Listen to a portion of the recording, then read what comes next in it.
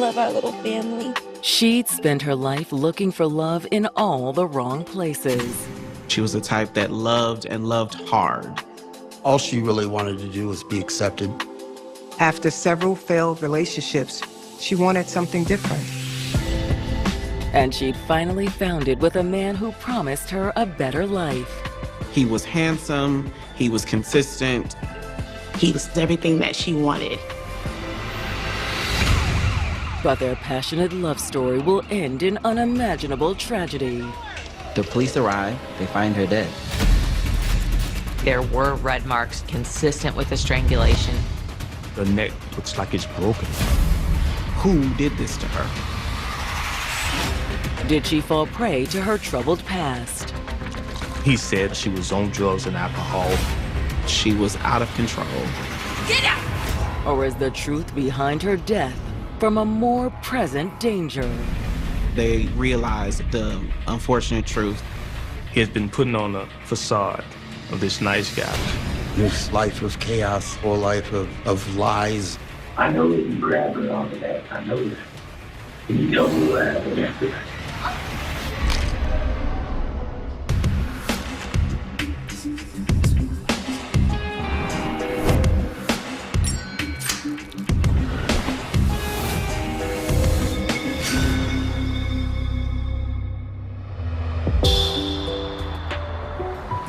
August 23rd, 2018.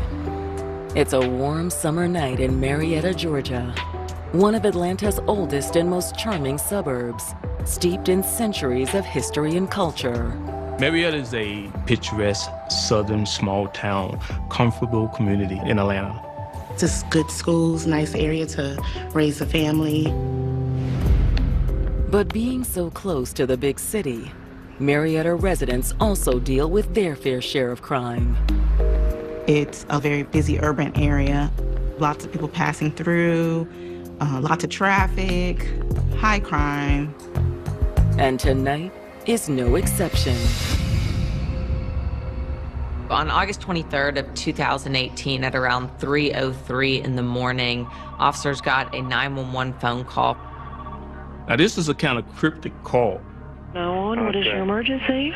Yeah, I need some squad. I need He's saying that he wants the police to do a welfare check on Ziana Graham. Ziana Graham was a local resident, a mother of 4. The 911 caller was saying she hadn't been answering any of his phone calls. What do you need us to do for you? I need you to come and evaluate the situation. He didn't want to give his name, but he was definitely concerned. He requested that officers go out to her address. The police are concerned. Why do they need to go over there? I need to know what I'm sending my officers into. Well, don't worry about it then. So what's going on there? Given the suspicious nature of the call, the operator immediately dispatches officers to Ziana's home. 911 dispatch hurriedly sends police to that location because they want to know what's going on. Ziana might have been hurt. When you're dispatched to a welfare check, you don't know what to expect. 24-year-old Ziana Graham had a heart that overflowed with love for the people in her life. She had a very bubbly personality. If she was your friend, she loved you deep. Growing up in the northern reaches of the Bay Area, Ziana was a bright student who connected with people everywhere she went. Ziana, she grew up on the West Coast in Vallejo, which is near Sacramento. At a very young age, Ziana was a friendly person. She wanted to make friends with everybody that she met. But when trouble reared its head at home, Ziana's strong spirit was put to the test. I had a troubled marriage with her mother in the beginning of Ziana's life. Their parents separated early on. Instead of healing, time only brought more problems for the Graham family. Her father was deployed shortly after 9/11, and upon return came back with issues around drug and alcohol abuse. I began using drugs and drinking quite a bit. Eventually, Xiana's mother was granted full custody, and her father sort of drifted out of her life. I loved Xiana very much, but it's like the more it didn't work out for me, the more I turned to alcohol. And Xiana wasn't far behind. About the age of 12 or 13, she started using drugs, started hanging out with the bad crowd. I take my part of the blame, unfortunately, but all she really wanted to do was be accepted. Kind of got out of hand, and her mom couldn't handle it. In an effort to help Xiana turn her life around, her family decided to make some big changes. The only option was to turn her over to the grandma. So they then migrated to Marietta, Georgia. They went trying to get Xiana reestablished and put into school. But life proved to be just as difficult in Georgia as it was in California.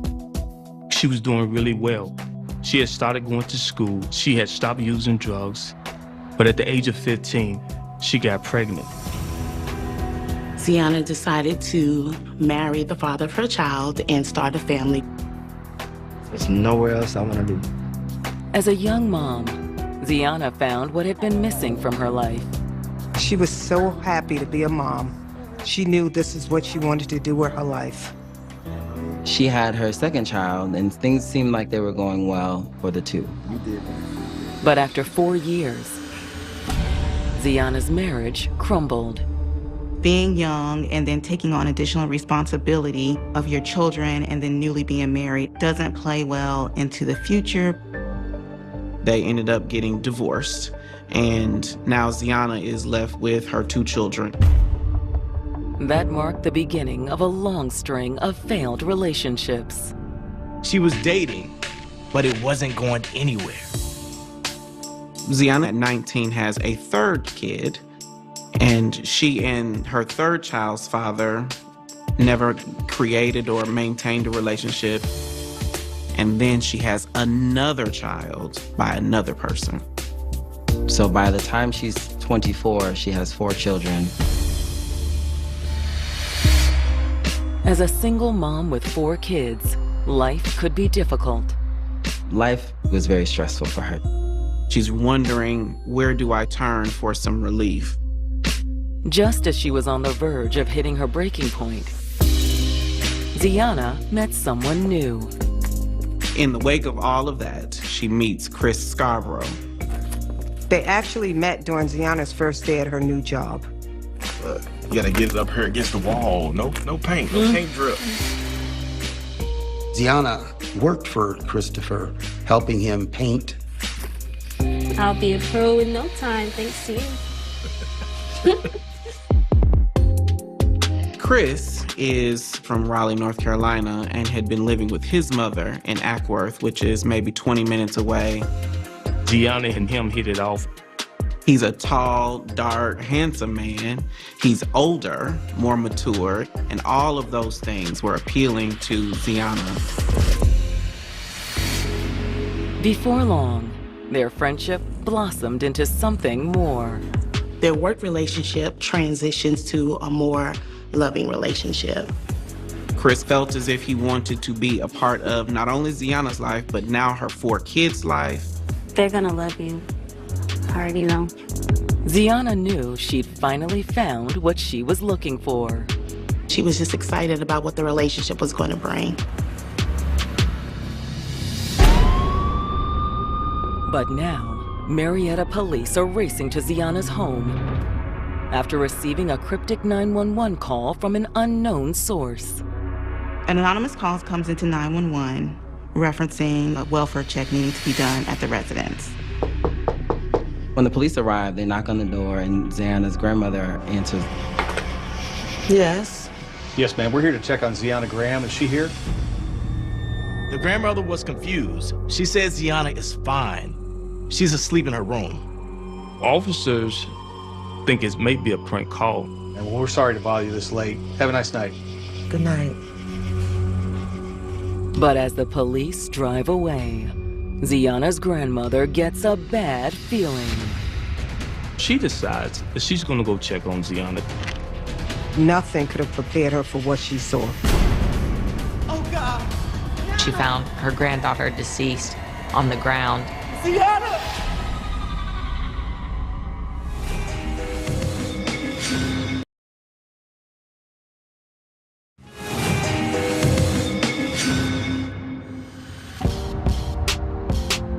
After overcoming her rocky childhood, 24-year-old Ziana Graham found purpose and joy as the mother to 4 beautiful children.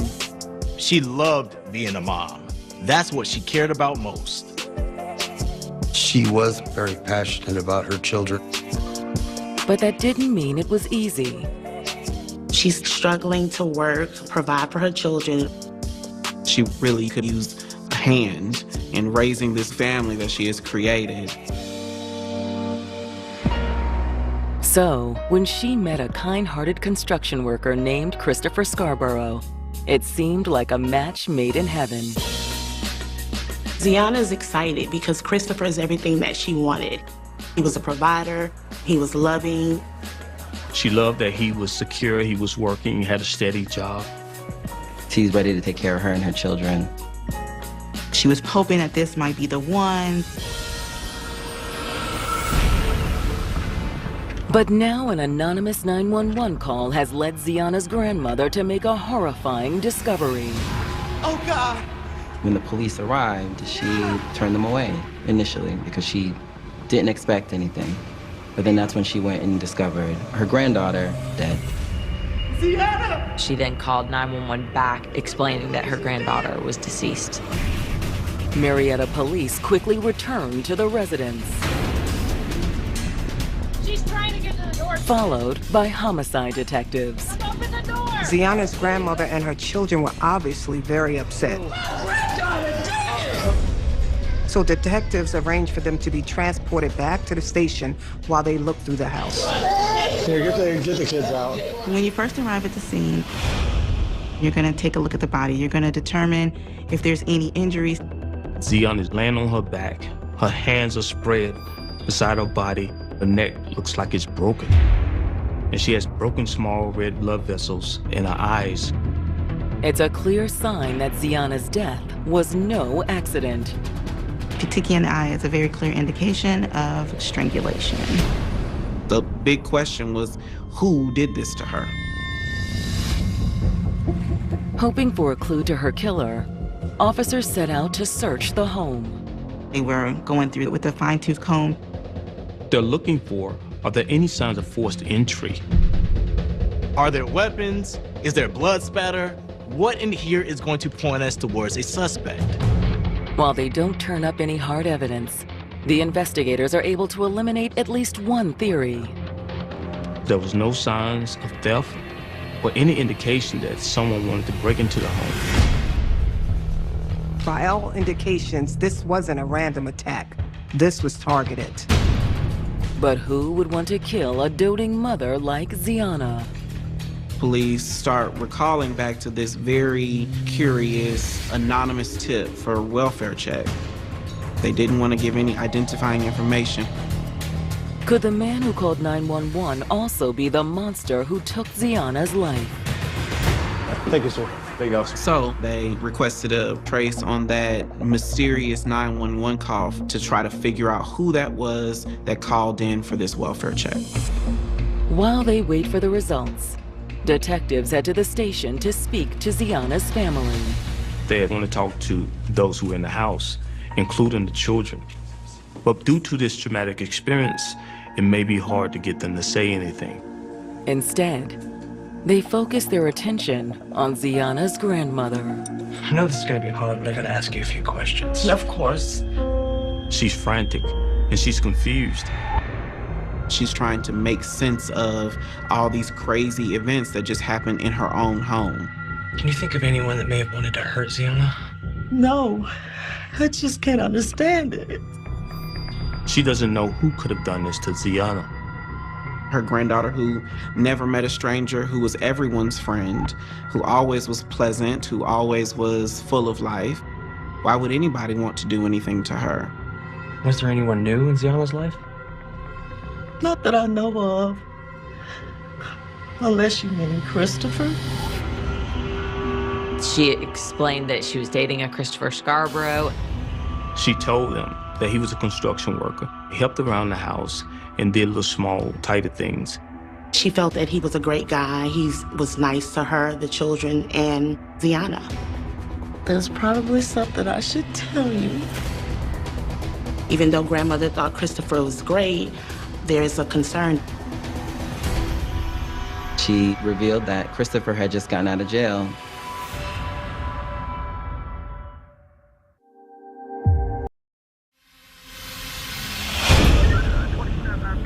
After mother of four, 𝐷iana Graham was strangled to death in her home.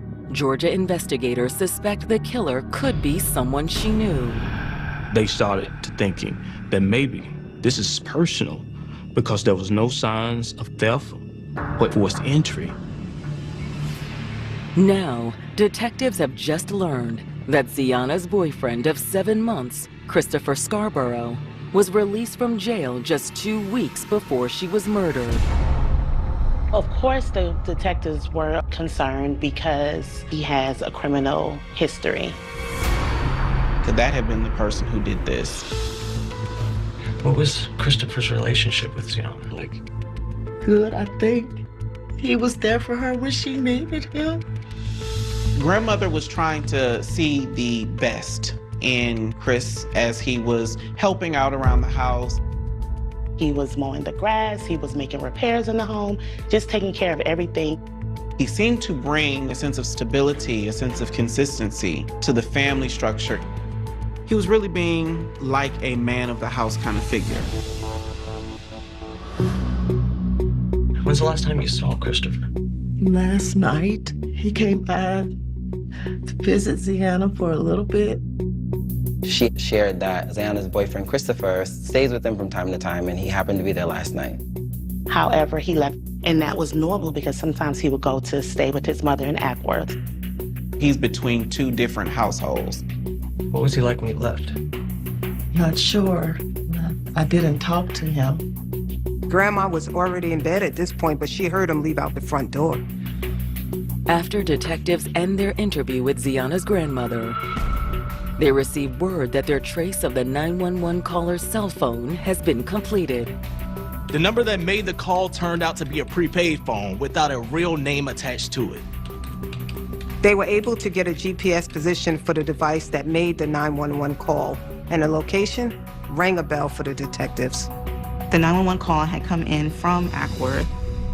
Since Christopher has family in Ackworth, they thought maybe that's where Christopher was. When they arrive at the GPS coordinates, their suspicions are confirmed. They go to Ackworth where they believe this is Christopher's mother's house. And guess what? He's there. They let him know that they wanted to ask him questions about his girlfriend. Initially, he was very upset. He had not heard from her, and he needed to know what was going on. So what's 𝐷iana? He stated that he was trying to contact her. She wasn't answering the phone, so he became worried about her. When the investigators break the news that his girlfriend is dead, Christopher seems stunned. Chris was genuinely shocked to find out that 𝐷iana was gone. They had this opportunity to ask him as many questions as they need because he is being so willing and cooperative. How's your relationship with Miss Grant? Good? He said he loves 𝐷iana and her kids. How long have you and her been seeing each other? 7 months. 7 months. Mm-hmm. They fell deep and fast for each other. But that doesn't mean they always got along. Have you guys ever gotten into it with each other? I mean, everybody does, right? Sometimes. He said, we fight, but that's normal. Most people fight in relationships. And the night before 𝐷iana was found dead was no exception. He stated that very night they had gotten into an argument, and that was one of the reasons why he left. Detectives asked What were you arguing about? No, you would act like this. He stated that she was constantly picking a fight with him. You was just done. Okay. You said that argument got physical. Can you talk to me about that? Hit me. Get out! But Christopher tells detectives he kept his cool. He was thinking that it was probably in his best interest to just let her calm down and they'll have a conversation later on. He figured he would just go to his mom's house. So he called him a ride share and left to go back to Ackworth. When he walked out the door, Christopher says Ziana was still alive. How was Deanna when you left? Tell me. She was talking to you when you left. Okay. He says she was upset, but she definitely wasn't dead. Detectives aren't sure if they can believe him, especially since they suspect he made the anonymous 911 call that led them to Ziana's body. If he didn't know Ziana was hurt, why would he have asked for a welfare check? When they confront Christopher with their suspicions, he gives them an answer they weren't expecting. They decided to ask him, and he admits to making the 911 call. But not because he knew Ziana was dead. Christopher said Ziana had relapsed. He said she was out of control. After he left, she stopped answering the phone. He was concerned and he needed to know what was going on. He thought she might have overdosed.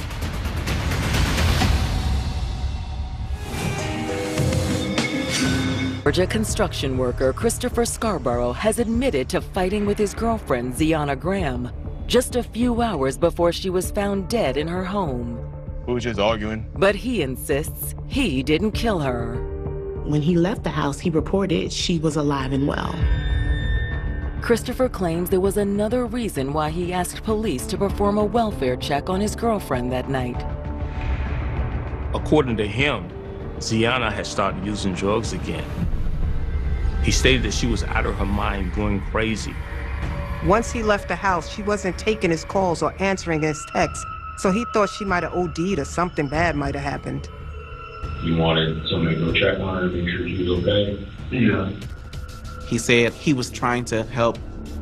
He didn't want Ziana to find out he called the police on her, so that's why he said he refused to give his name to the 911 operator. The information that Ziana had a drug problem comes as a surprise to detectives. That opened a lot of new avenues for the investigation. Was this a drug deal that went bad? Has Ziana reached out to some unknown third party while she was under the influence? The investigators are now thinking several different outcomes could have resulted in Ziana being strangled. On top of that, Christopher's story appears to check out. Chris, is your mother home? Yeah. Bob! The officers look into his alibi. Police follow up with his mom, and she does confirm that he did stay with her the night before. Thank you so much. You're welcome. Thanks. Have a good day. Let's get his phone records and subpoena the rideshare company. But they contact Uber, and they confirm that Christopher did leave Ziana's house that night. The investigators thought he's told us what seems to be the truth. With their sole suspect cut loose, the detectives start exploring other possibilities. They want to try to track down if there's anybody that Ziana has been buying drugs from. Maybe this was a drug deal gone bad. The detectives checked Ziana's phone records to see who she'd been in contact with. It's another dead end. Unfortunately, they don't find anything suspicious. All of the numbers seem to be the regular people, her grandmother, her friends, Christopher. There weren't any concerns for any other numbers on her phone line. Investigators next turn to Ziana's prior romantic relationships. Jealousy can be a huge motive when you're looking at any murder case, especially one as personal as this one appeared to be. They know that she was married, and they know that she has children with 3 other fathers. So investigators start to think maybe we should just follow up on these other men that are in Ziana's life, see if there was any bad blood. After obtaining contact information from Ziana's family, the detectives start making calls. They make contact with her ex-husband, who she has 2 kids with, and he states that he no longer lives in Georgia. He is very active in his children's life. They have a good relationship, co-parenting. The father of her youngest child, they co-parent very well, so he was cleared as well. One of the fathers, on the other hand, they really don't have a great relationship. He's not around. Maybe he's had something to do with this. But when the detectives speak to him, they realize it's another false lead. Turns out he has a really good alibi. He was at work, alibi confirmed, and so he obviously could not have done this. It's one more frustrating setback in an investigation that seems to be going nowhere. The fathers of her children are all accounted for. There was no evidence of a drug crime either, at least as far as the police could tell. They don't know where to go at this point. They were back to square one.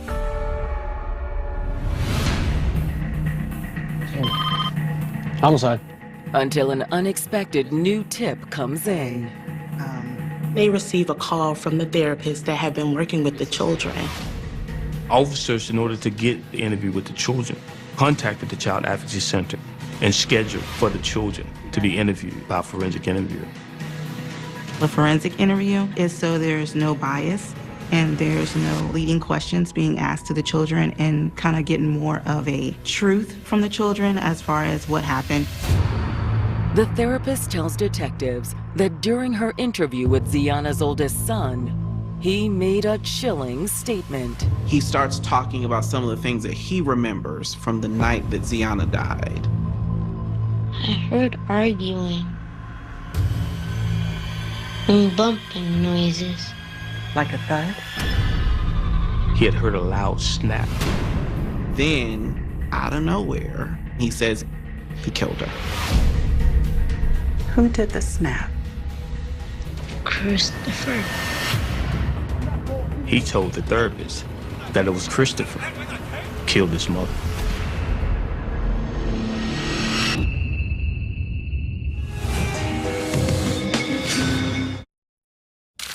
Then 48 hours after Ziana Graham was found dead on the floor of her Marietta, Georgia home, the police investigation into her murder had slowed to a crawl.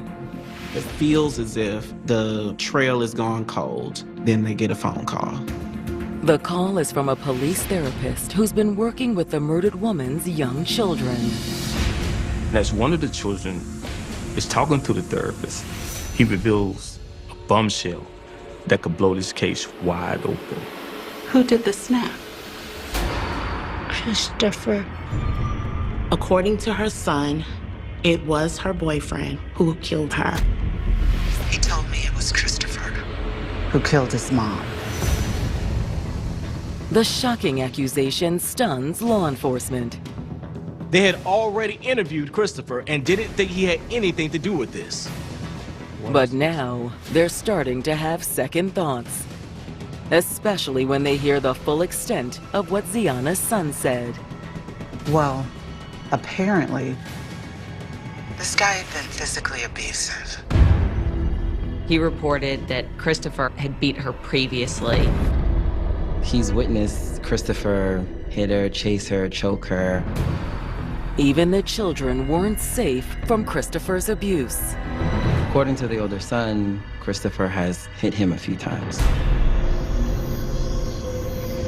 And on the night Ziana died, the young boy said he heard a familiar sound. His mother and Christopher fighting. He was downstairs, he heard them arguing, heard it got physical. He remembers hearing a loud bang and jostling, some aggressive conversation.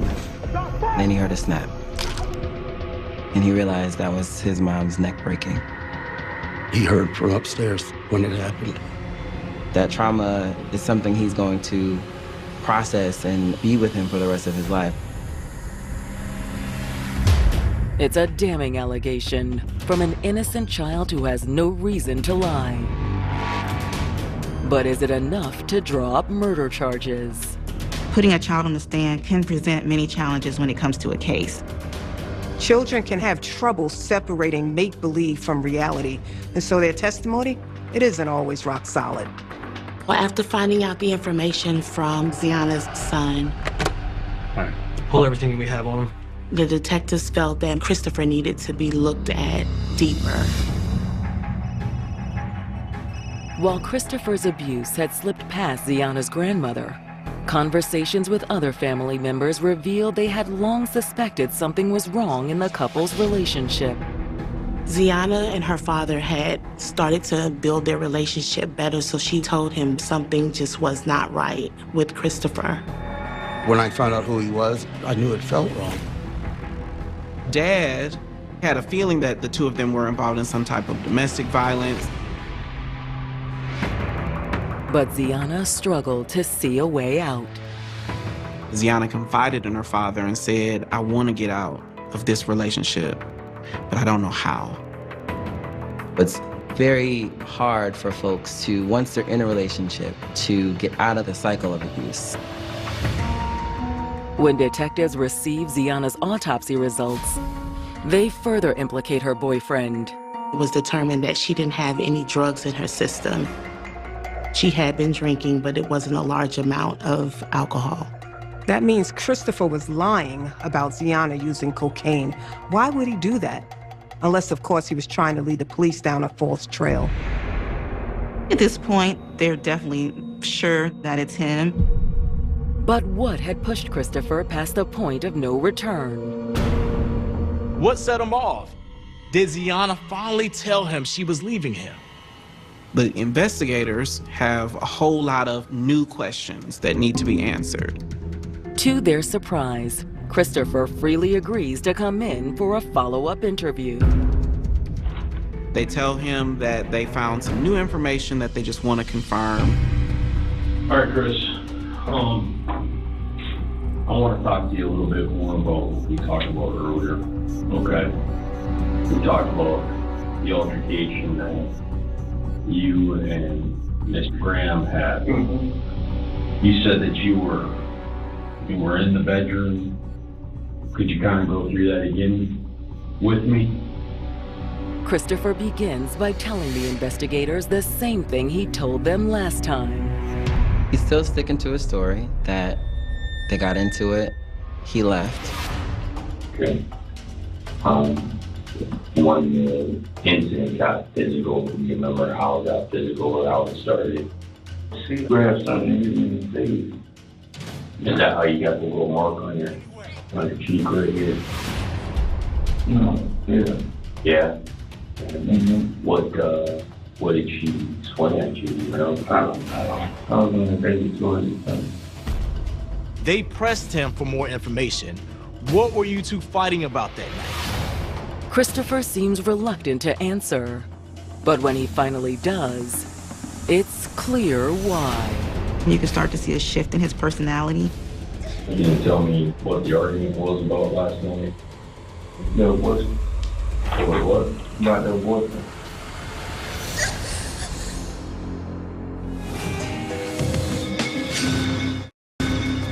He never grew up. Maybe he never had a father in the house. It's got anger issues and control. It's just that life of chaos. Some people have never had structure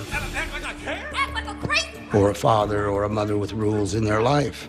They don't know anything else, but we can't hurt other people because things don't go our way.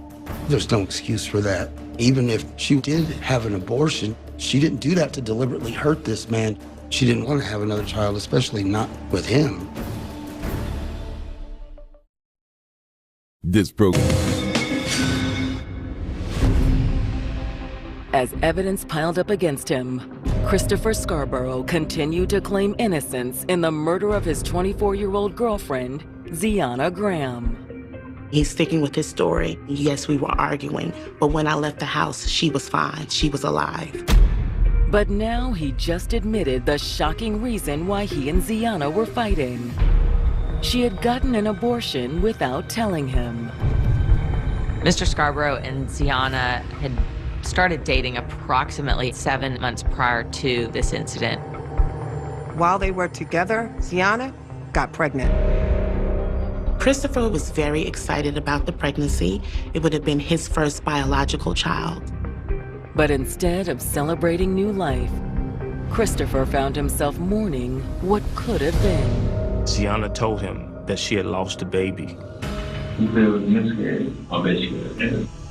He soon learned that was a lie. He had gotten a Facebook message from someone very close to Ziana. Tell me about how Ziana got an abortion. That's how he found out that it was an abortion and not a miscarriage.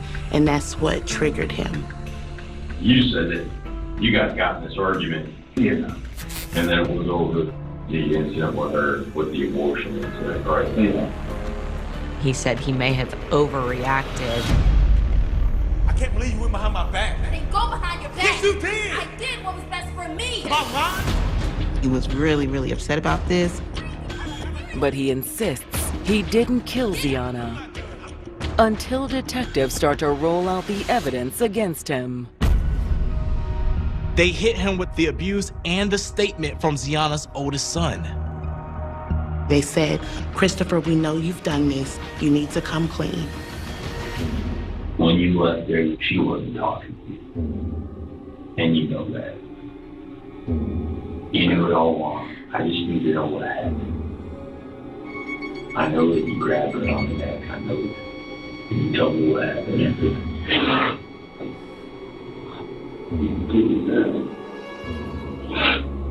Did you throw her on the ground? Christopher reported that Ziana was very angry that night. She was yelling, screaming. She hit him with a toy, and he was trying to calm her down. So the way he thought to calm her down was just to restrain her. He just grabbed you. How'd you grab her? Like this? That's why I didn't tell you the truth, because I knew you would act like this. She was pulling away from him, resisting him. He admitted to putting his hands around her neck. So you grabbed her on the neck. Did you squeeze her hard?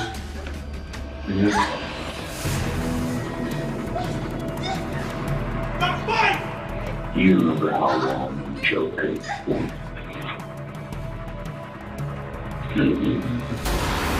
Christopher began to cry, and he did admit that he strangled Ziana until he heard her neck break. He said that he recognized that she was dead, lying on the floor, before he left the house and went to his mother's.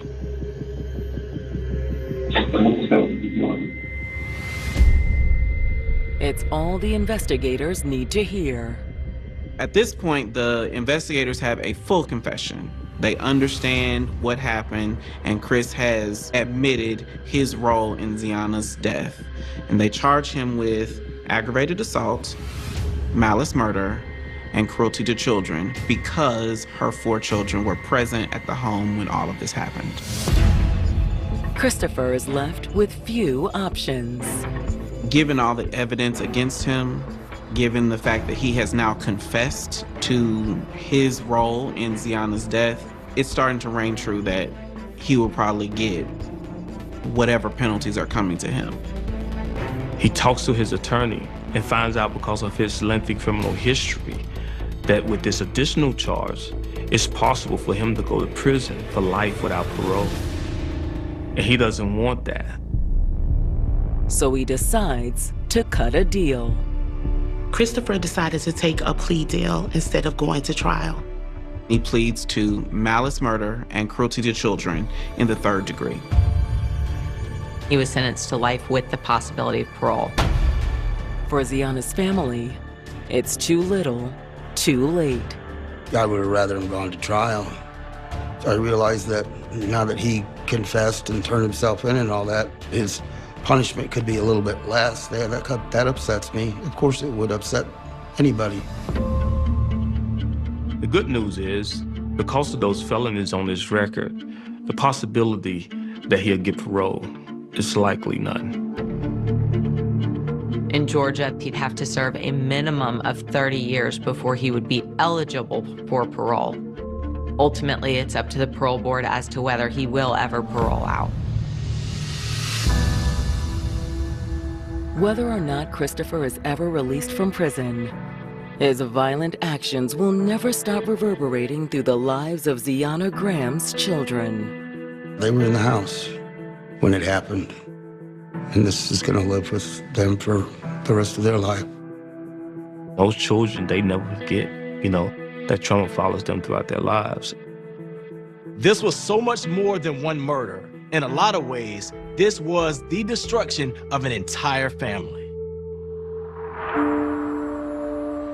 I miss her so much. It's been a lot of work, a lot of counselors, a lot of therapy. I want her to know that I'm doing the best. I'm doing the best I can with the kids, and I hope they're happy. I hope they know love. I hope they know how much their mother loved them. And she did. She loved them very much.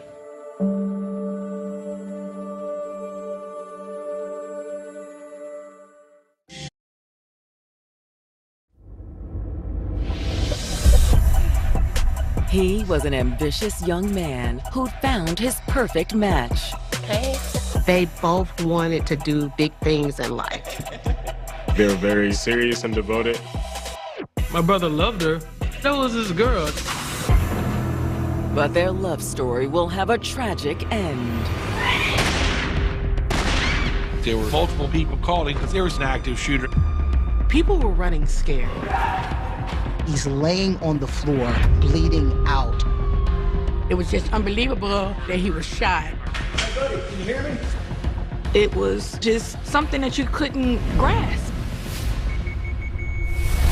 Just came in and walked over to this other guy and shot him. Was he just another statistic? Active shooters occur throughout the country. It's the mindset of people. People have become numb and desensitized to what violence is. Or will the truth be even tougher to believe? Look, truth is, it's cold, it's calculated, it's intentional. In essence, she hired an assassin. He walked to my son and he just shot him. And basically walked away, like, that's it. Come out with your hands up.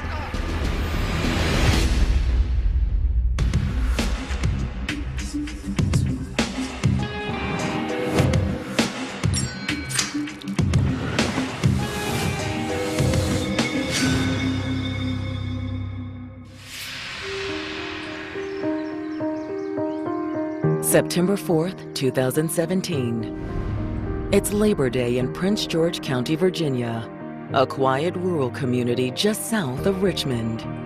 It's about family. It's about enjoying the weather and just getting together and enjoying having that day off with family and friends. Although that afternoon, the truck stop off Highway 460 is bustling with activity. This is where folks stop in and get gas and get something to eat real quick because people use this as a back road to go to Virginia Beach.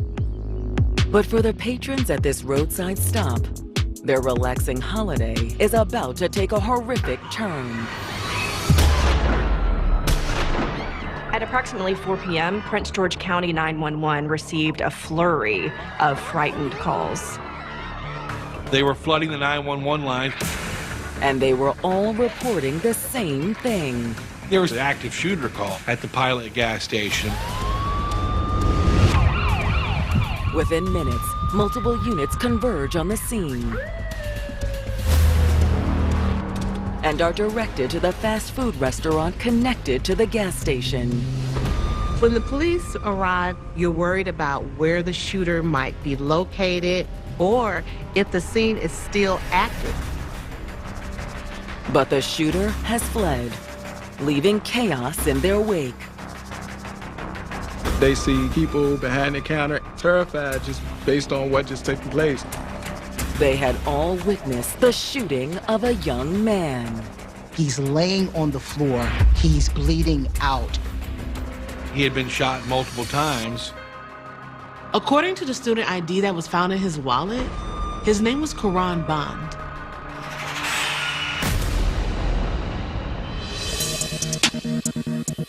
"20-year-old 𝐅𝐔𝐋𝐋 Bond grew up in the tough streets of Richmond, Virginia. Richmond is one of those places to where it's always fighting for the top spot as the murder capital. So many murders, so many drugs, so much crime. It's not so good. It was the hood for the most part. Craziness happened, but still a lot of good people around. 𝐅𝐔𝐋's family was among the best. 𝐅𝐔𝐋 came from a close-knit family. 𝐅𝐔𝐋 is a mama's boy. He just loved his mom and his dad. And he had a special relationship with each one of his siblings. Everybody just loved him. He was the baby boy, so you know how that goes. He was the youngest of 5. And spoiled rotten, I couldn't imagine a tighter group. Raised under the watchful eye of older siblings, 𝐅𝐔𝐋 stayed out of trouble. When you grow up poor and you see everybody else getting money, but they getting it the wrong way, and you see where they ending up. We wouldn't allow our little brothers to do that. Like, me and my sister stayed on them. We stayed on our brothers, make sure they get best grades, not get in trouble in school. Hey, y'all boys crazy, man. Not that it was hard to keep 𝐅𝐋𝐋 on track. 𝐅𝐔𝐋 was absolutely a go-getter. 𝐅𝐔𝐋 was focused on the books. He knew that having an education was going to be something that was going to aid him in whatever way he wanted to go. Graduated in top of his class. After high school, 𝐅𝐋𝐋 moved on to Virginia State University. Virginia State University, it is one of the United States' first accredited HBCUs. He really wanted to go to an HBCU and represent as a young black man. He wanted to have that degree. I was proud of my brother. I was happy for him to start college. 𝐅𝐋𝐋 continued to excel at Virginia State. He was just adamant about making sure that he put his best work forward. And though only a sophomore, he already had a vision for his future. His major was business. He always had an entrepreneur dream. He wasn't gonna be somebody who worked for someone else very long. His catchphrases was, "I just want to be great," and he meant that. Not that 𝐅𝐋𝐋 was all work and no play. He was the life of the party. He could put a smile on anybody. He can make anybody laugh. Easygoing and fun-loving is how I describe him. And when it came to women, 𝐅𝐋𝐋 was a hit. Oh, what's up? As far as the ladies, Lord, we don't want to talk about that because we'll be here till next year. He was a natural dancer. If it was any kind of trending dance, he was on it. He's the cutest thing. He had this big old smile. He was always dressed really nice, and he was smart. He was pretty much everything that any young girl at that age would have wanted, and it showed. He had a lot of prospects. But after 𝐅𝐋𝐋 met a fellow student named Kia March, he became a one-woman man. Nice. You're in my econ class, right? Yeah, I'm a business major. Really? Mm-hmm. Me too. They both wanted to do big things in life. My brother loved her. I know he loved her a whole lot. They were very serious and devoted. He definitely seemed happy.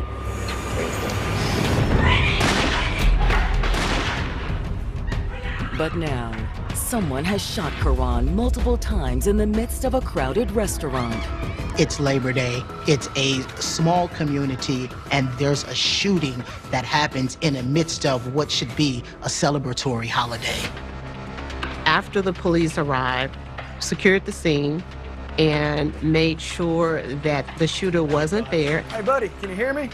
The next step was to get him to the hospital as quickly as possible. While EMTs raced to save 𝐅𝐋𝐋, the police try to piece together what happened. There were plenty of people at the truck stop who witnessed the shooting. The restaurant side was busy, the gas station side was busy, a lot of people in and out. He had on a black hoodie. Several of them told police the same story. All he did was walk up and pull a gun and say, I heard you got a problem with my sister.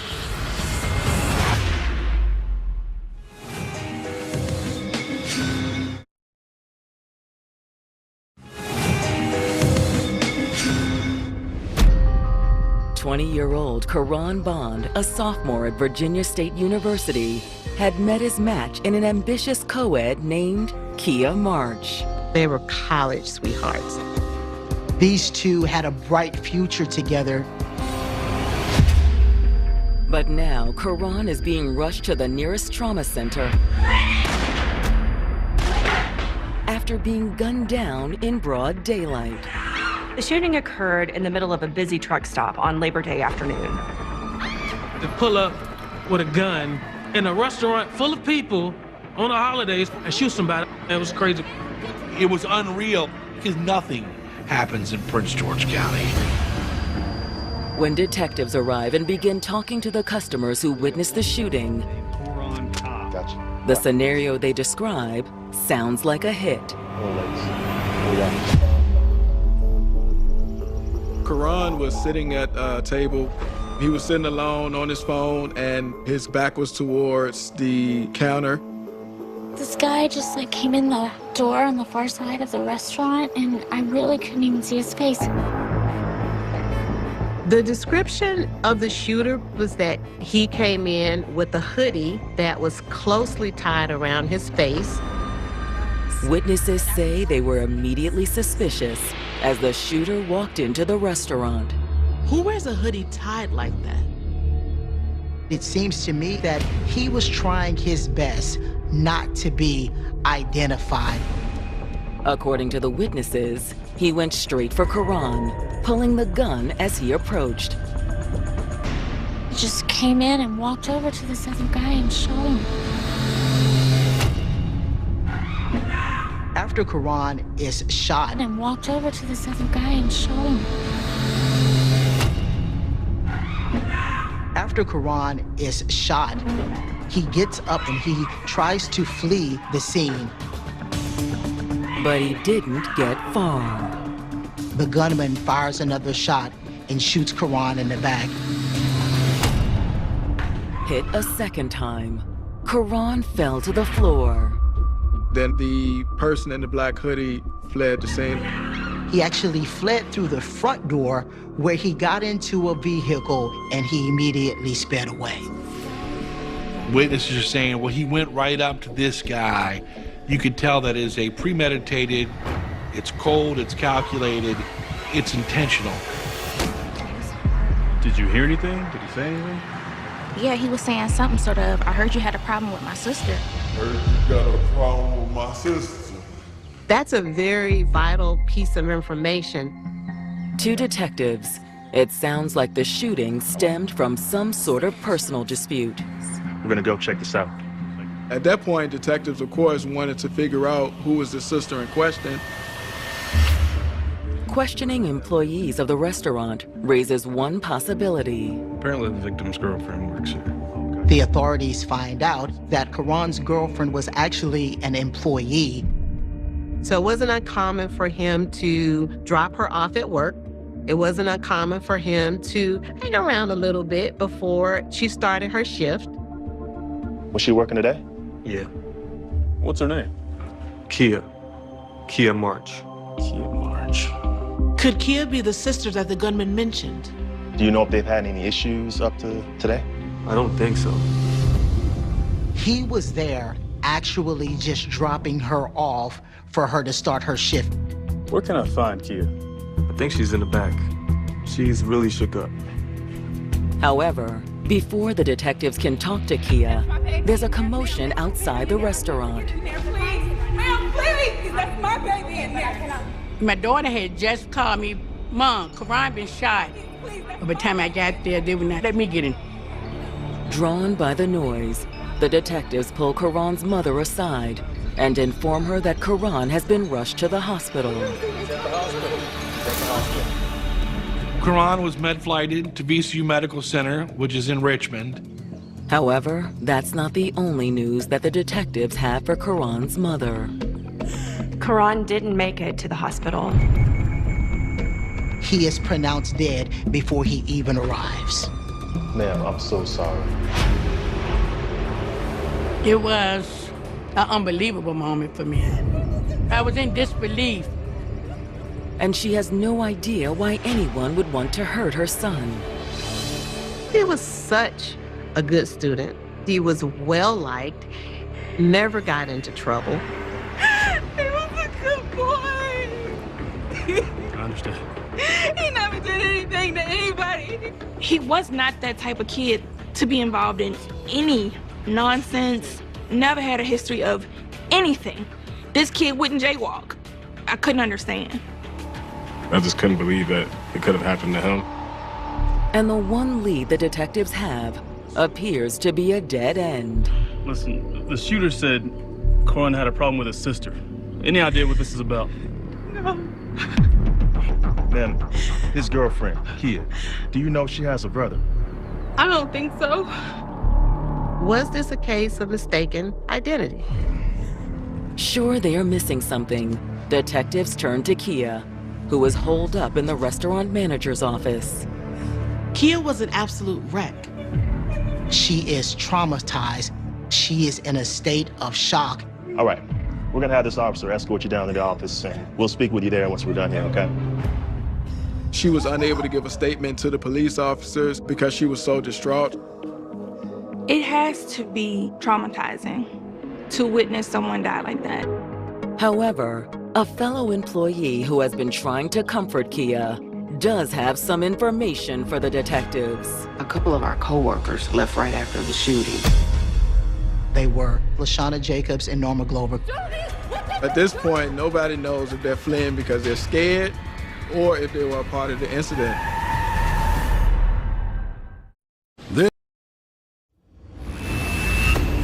Detectives investigating the murder of Karan Bond inside a rural Virginia fast food restaurant have learned that 2 restaurant employees fled the scene of the shooting. They need to find out what they know and what they saw. The 2 employees that fled the scene may have the missing pieces to actually what happened to Karan. Given what just occurred, the fact that they ran from the restaurant isn't all that surprising. In the chaos, you have many people that fled. But was it fear of the shooter that caused them to flee? Or was it something else? This particular witness seen an argument between Karan's girlfriend, Kia, and one of the 2 employees that fled the scene about 45 minutes before the shooting occurred. That employee was Norma Glover. Was that just a coincidence? Or was there a connection? You were just arguing and now you're fleeing the scene after the shooting. It seems kind of sketchy. At the crime scene, detectives have police issue a statement to the media asking for Norma and the co-worker she fled with, LaShawna Jacobs, to come forward. They say we need to question Norma and LaShawna in regards to information for the shooting death of Karan. Then the detectives head down to the station to get a formal statement from Karan's girlfriend, Kia. She had been in the restaurant and witnessed her boyfriend's murder. Kia was so traumatized that at that moment couldn't talk to her. Kia is now calm enough to give her statement. Although when detectives bring up her co-worker, Norma Glover, Kia becomes emotional. It was all my fault. Nope, don't blame yourself. You don't understand. She explains that the argument with Norma actually started about a week ago. Kia was the shift manager. She was responsible for the employees and the productivity of that shift. It was the lunch rush. We were already short-handed. They were having manpower issues. She relayed to Norma and to everybody else, hey, I need everybody on that game. But Norma wasn't a team player. Norma just walked away, clocked out, and left. That left Kia without a worker. Everybody plays a key role, and if somebody drops out, that leaves you in a bind. Orders backed up, lines got long, and customers complained. The manager comes down on the shift leader, who is Kia, saying, you got to keep a better eye on your people because we can't have this happening. Kia explained, I didn't let anybody do anything. She left on her own. As a result, the manager had words with Norma. She's reprimanded for her actions. The manager said, hey, if this happened again, I'm gonna have to let you go. Kia says that the manager's warning had only enraged Norma. She also said that Norma had started harassing her. She'd get up in my face and call me names. She was in fear of losing her job, but she also labeled Kia as a snitch. What did you say? You heard me. It can certainly get volatile in the workplace, and it can get ugly pretty fast. Kia says her feud with Norma wasn't just ugly, it was scary. Norma was saying to her that she was going to have someone hurt her. Which was why Kia had turned to Karan. You think she'll really do something to hurt you? I don't know. She's crazy. Karan, being a supportive, nurturing boyfriend, decides that he wants to assist his girlfriend. It's fine. I'll stay a little bit longer. You do that? I got you. Out of love, he shows up to work with her to offer her that protection. Kia says that just as she feared, things had gotten heated as soon as Norma showed up for her shift. She started arguing immediately. So you better tell the boss that I was on time today. Hey, I was just doing my job. Kia and Norma are going back and forth. It was loud, it was confrontational. What did you say? They're screaming at each other. But according to Kia, Norma had backed off once she spotted Karan in the dining area. And what's he doing here? Nothing. He's just waiting on a friend. He was really there to back up Kia to make sure nothing happened. Kia says that after the altercation with Norma, she'd gone out to the dining area and spoken to Karan. She'd asked him to stick around a little longer. Kia seemed to be scared that something was going to happen. Karan, being Karan, let Kia know he had her back. Karan was there just kind of to be there for her. He wanted to protect Kia and make sure that she was okay. But as it turned out, it was Karan who needed protecting. Barely 45 minutes later, the gunman walked through the door. Heard you got a problem with my sister. Kia is certain that this has everything to do with the feud that she's had with Norma. And after a little digging, the detectives think so too. Norma did have a half-brother. His name is Julius Moultrie III.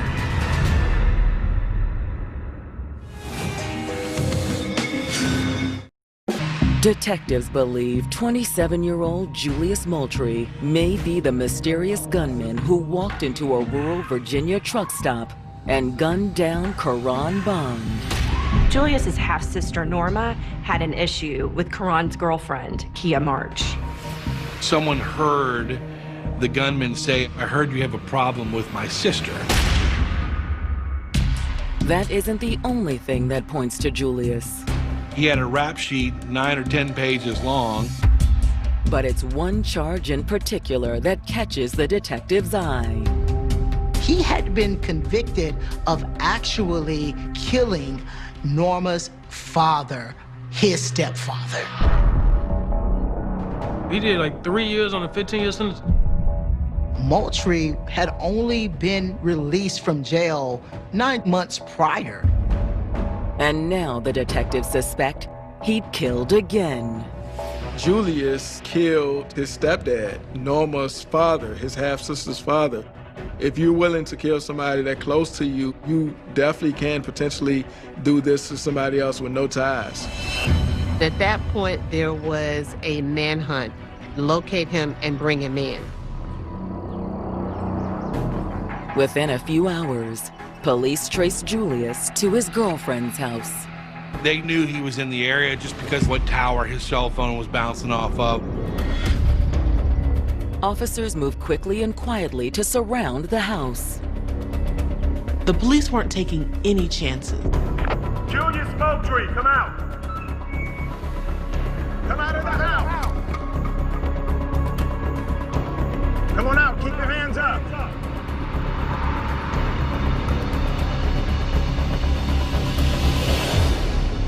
surrenders to the Prince George County Police Department. He was cooperative, and he had no problem going in for questioning.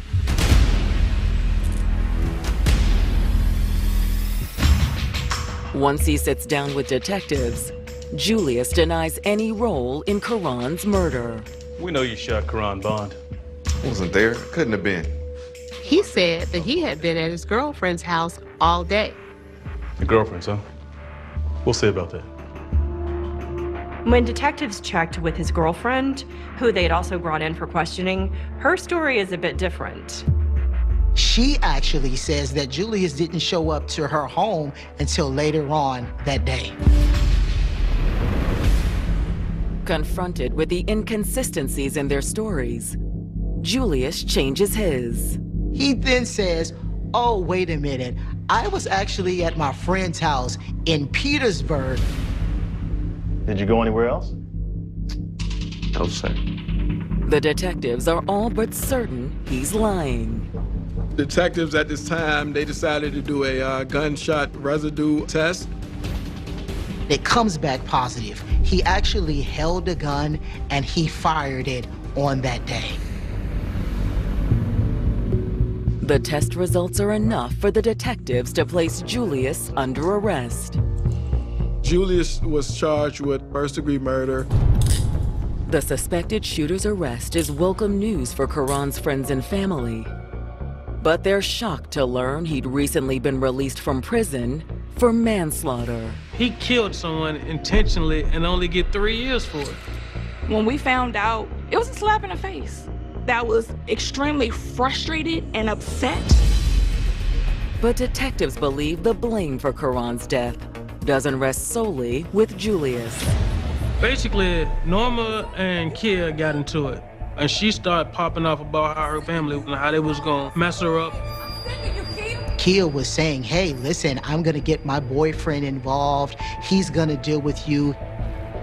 What detectives wanted to know is if Norma actually instructed her brother to kill him, or if he acted on his own volition. Since Norma and Lashana have yet to come forward voluntarily, detectives once again turn to the media. They are asking anyone who has information on the whereabouts of Norma and Lashana to give that information to the Prince George's County Police Department. The request produces several tips regarding Norma and her friend Lashana's location. Both of the women taken into custody. When questioned by detectives, Norma initially denied knowing anything about Karan's murder. Then why'd you run, Norma? Because they were shooting up the place. No. Glover says they were afraid of getting shot themselves. Of course, the detectives know different. Stop lying, okay? We already arrested Julius. She figured out that she was caught. She admits that her brother was actually the killer. But according to Norma, the detectives have it all wrong.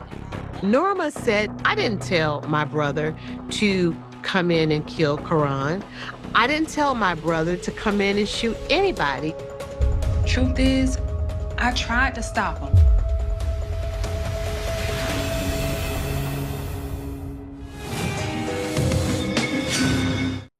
Meet the traveling trio. The thrill seeker, the soul searcher, and ahoy, it's the explorer, each helping to protect their money with Chase. Whoa. I tried to stop him. She flipped on him and snitched on him. Which is kind of ironic considering how angry she had been about Kia supposedly snitching on her. However, Norma denies asking Julius to kill Karan. Norma insists that she was not the one who called Julius to the scene. She says that she was actually on the phone with her mother. Look, I was upset, and I was just telling my mama about what had happened. Julius must have overheard. Oh, okay. So he just took it upon himself to come up there and shoot Karan, right? Look, I know how it sounds, but y'all don't know Julius. She described Julius as crazy. She explains that he just recently, not too long ago, got out of prison. When he gets upset, there's no telling what he'll do. Norma says that as soon as she saw Julius pull up outside the restaurant, she knew there would be trouble. She did visibly see that he was angry. She said, I tried to stop him. I tried to stop my brother. Norma tells detectives that she tried to calm him down, but he brushed right past her. Norma says she was still outside when she heard the shots. All right, Norma, just tell us what happened, okay? LaShawna came running out, and we ran to my car. And next thing I know, he was there. He who? Julius. Norma says Julius forced her and LaShawn in the car and demanded that they leave the scene. What you do? Drive! Norma tells authorities that her brother made her and LaShawna drive him to a nearby relative's home. Just because Norma was cooperating, that didn't mean that she was as innocent as she claimed. When police question her coworker, LaShawna Jacobs, she also claims to be an innocent bystander. Look, I wasn't even supposed to be there. I already clocked out. Her story is that she stuck around simply because Norma was her ride home.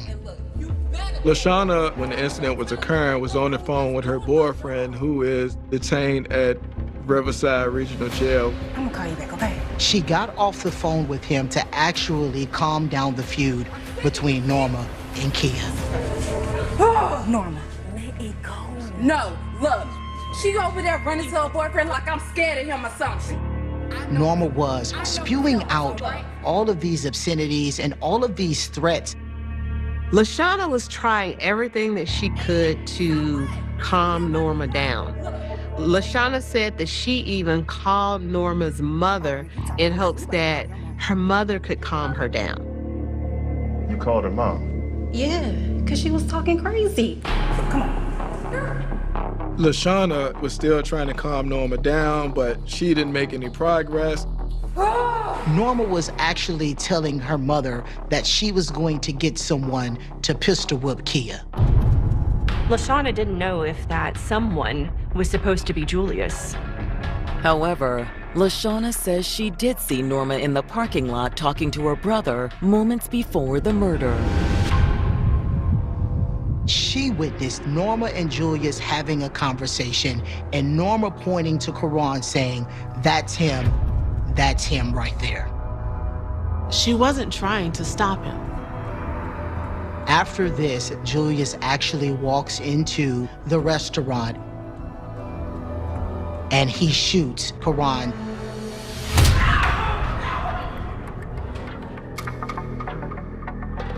LaShawna says that in the chaos afterwards, she'd found Norma in the parking lot. She said they were getting in the car when Julius came running up. He hopped in and they took off. LaShawna says she was afraid for her life. Is LaShawna telling the truth? There may be a way for detectives to confirm at least some of her story. LaShawna was on the phone with her boyfriend, who was incarcerated when the fight was going on. Jail, the phone calls are recorded. And when the detectives pull the tape of the call, their contents back up LaShawna's account. Police were able to hear in the background Norma yelling and screaming. I know people, okay? I know killers.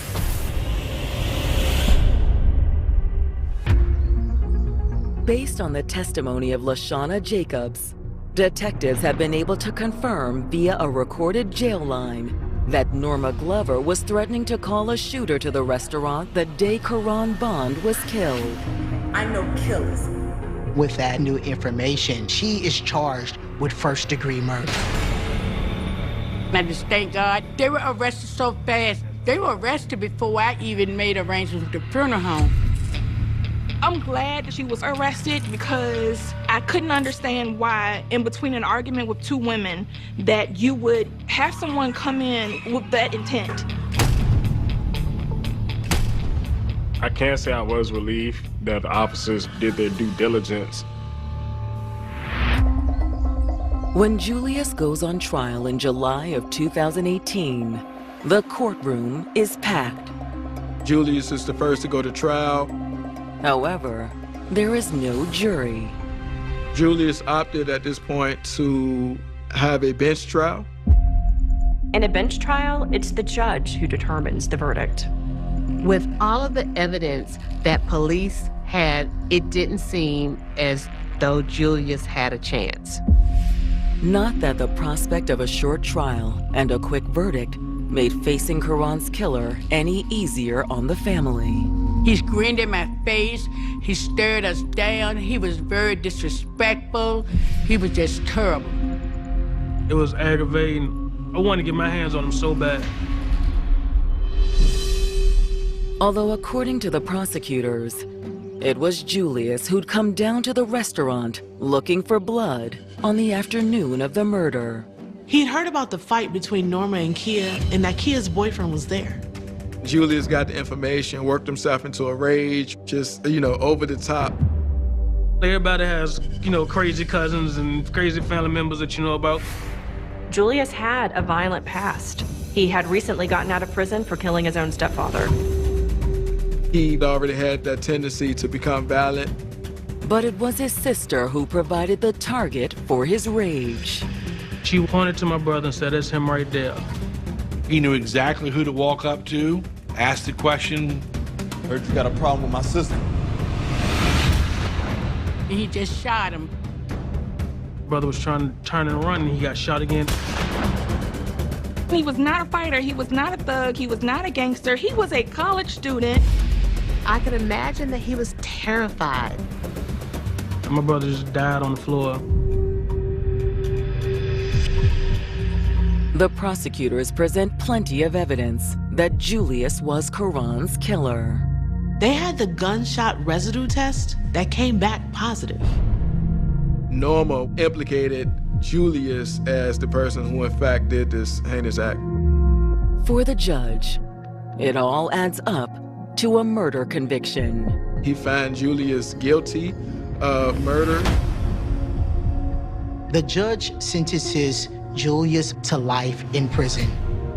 And in the state of Virginia, there is no parole for murder convictions. He'll be spending the rest of his life behind bars. It's not enough for Karan's family. He's in prison, but he's still alive. He's still getting 3 hearts in the cot. He probably moving through, functioning. I mean, he was there not too long prior, so I'm pretty sure he was accustomed to being in prison already. The family was still upset that Julius was out on parole for manslaughter when the murder occurred. He should have never been released from the first murder he committed. If he was still in there, my brother would be alive. When Norma, who also opts for a bench trial, goes before the judge, the prosecutors know that the case against her isn't as cut and dry. After all, it was Julius that pulled the trigger. But the prosecution argues the murder never would have happened if Norma hadn't pointed Karan out to her brother.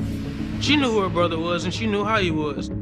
She knew what the heck was gonna happen. Just because you don't pull the trigger doesn't mean you didn't have anything to do with it. If Norma wouldn't have pointed out Karan Bond would be here today. She should be held just as accountable as her brother was for the whole situation. Even though he was a trigger man, she pretty much hired an assassin or a hitman to come kill my brother, because in essence, that's exactly what she did. Still, the defense insists Norma can't be blamed for the killing. Norma's defense attorney said that she had no knowledge that her brother was going to commit that murder. She had no knowledge that he was going to come to that restaurant. She says that she could not control Julius. She says that he was crazy, that he was irate, and that she could not have stopped him even if she wanted to. Julius was going to act any way that he wanted to regardless. But when the judge delivers his verdict, he determines that Julius isn't solely responsible for Karan's death. The judge finds Norma Glover guilty of first-degree murder and sentences her to 48 years in prison. I wish she had gotten life. She was the cause of it. None of this would have happened if it weren't for her. And the friends and family Karan left behind still struggle to understand why it happened at all. It's extremely frustrating to know that such a sweet kid was murdered in cold blood by someone he didn't know and didn't have any interaction with. It's just mind-boggling. The reality of today's world is people get so worked up about very minor things. I mean, come on, you're talking about an argument over a shift. Really? We're gonna kill somebody over that? His life is cut short for nothing. But he will always be remembered. If I could talk to him now, I would tell him how much he was missed and how much of an impact he already had. He always told us he just wanted to be great, but that he was already great. I love my brother and I miss him. Like, I miss him a whole lot. And as long as I'm alive, he will never be forgotten, that's for sure.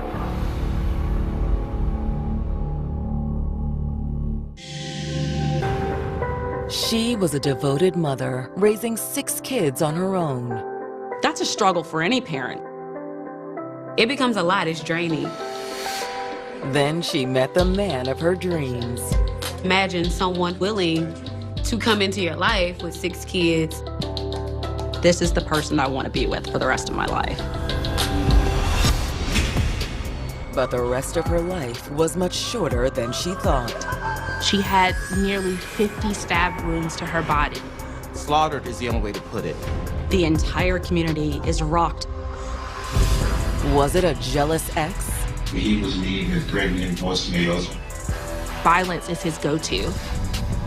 He had a lengthy criminal history. He recently was released from prison. Or was the answer far worse than anyone imagined? His friend was gunned down in the exact same spot. What's wrong with you? He's a monster. He wanted someone to pay. Stop! He said, I just killed you.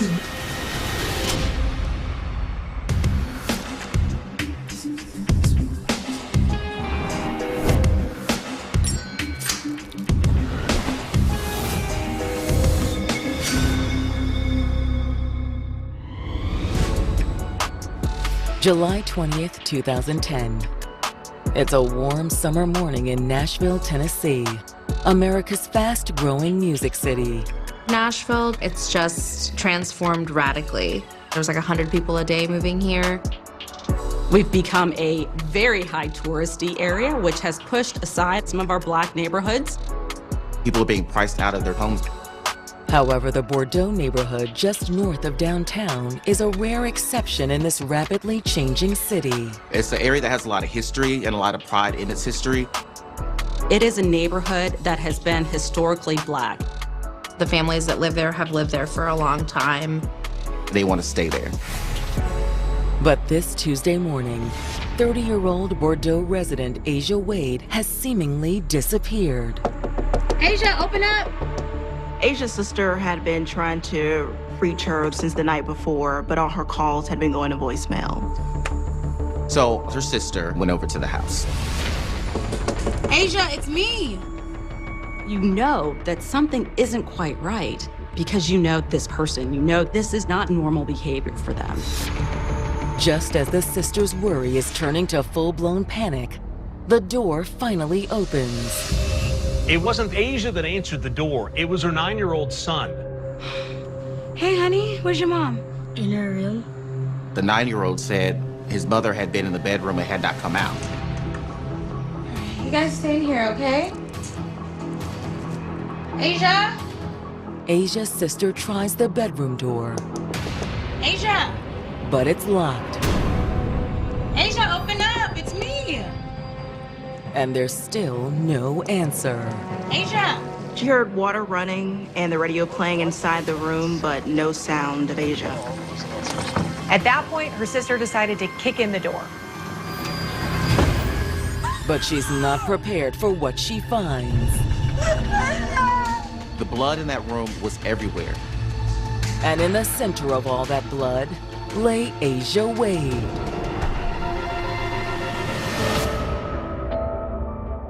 "30-year-old 𝐅𝐔𝐋𝐋 Wade had spent her whole life looking for love.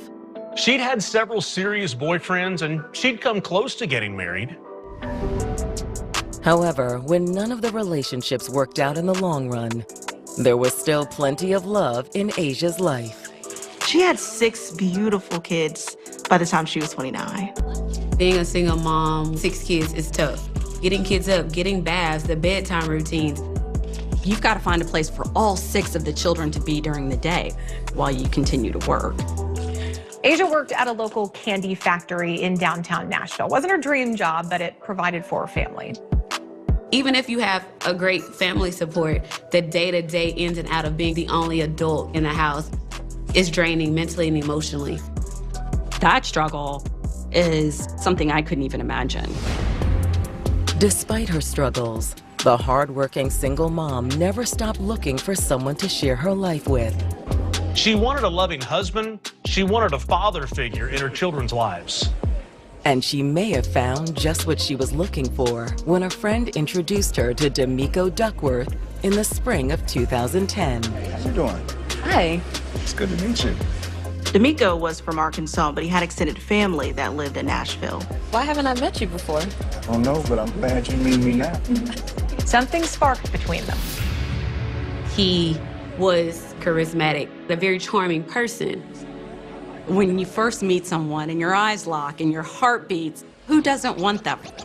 But would the spark stay lit when 𝐷eMeco found out 𝐅𝐔𝐋𝐋 was a single mom to 6 kids? I can imagine her thoughts. What man is gonna wanna come into that space and try to be a father figure to my kids? You got family here? I'm a mom. That's great. How many kids you have? 6. Really? It's awesome. Really? Oh, I love kids. Making the big reveal of saying, I have 6 children, and that person's still saying, it's no big deal. The moment someone says something like that to you, you can't help but to say, this is the person that I want to be with. For 𝐅𝐔𝐋, 𝐷eMeco seemed like the answer to her prayers. 𝐷eMeco was a handsome man that comes in to save her and to stand in as a father to her children. He said, I love you so much that I want to have not just you, but your whole family. He's the love of her life. But now, 𝐅𝐔𝐋's sister has just found 𝐅𝐔𝐋 sprawled on the floor in the middle of her blood-soaked bedroom. You see blood on the walls, you see blood on the floor pooled by her. Seeing your sister lying in her own blood is horrific. It's an image that will take a lifetime to get out of your mind. There are certain things that you can never unsee. Devastated by the discovery, 𝐅𝐔𝐋's sister rushes to dial 911. 911, where's your mother thing? I think my sister is dead. When officers arrive at the scene, they quickly confirm her sister's fear. I'm gonna need a homicide. No.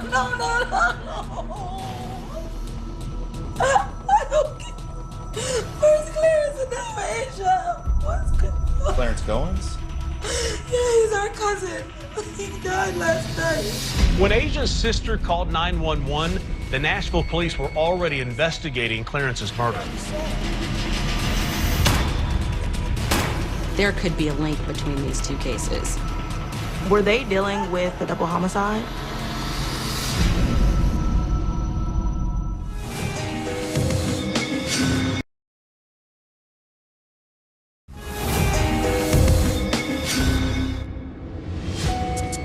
After struggling to find lasting love, mother of 6 𝐅𝐔𝐋 Wade had finally met the man she hoped would be Mr. Right, 𝐷eMeco Duckworth.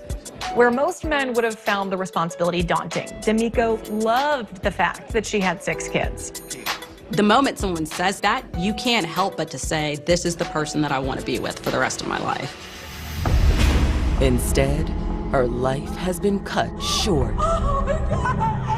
Asia's sister had just found her dead inside her home. For her sister to find her that way is something that is heartbreaking. Even more devastating, Asia is the second member of the family who's been murdered in the past 24 hours. Around 9:30 the night before, Asia's cousin, Clarence Goins, had been gunned down outside of his apartment. Clarence's friend, Warren Nichols, had also been wounded in the shooting. Both men had been rushed to Vanderbilt University Medical Center in critical condition.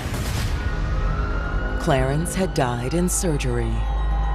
Before he was pronounced dead, the family had been waiting at the hospital for news on his condition.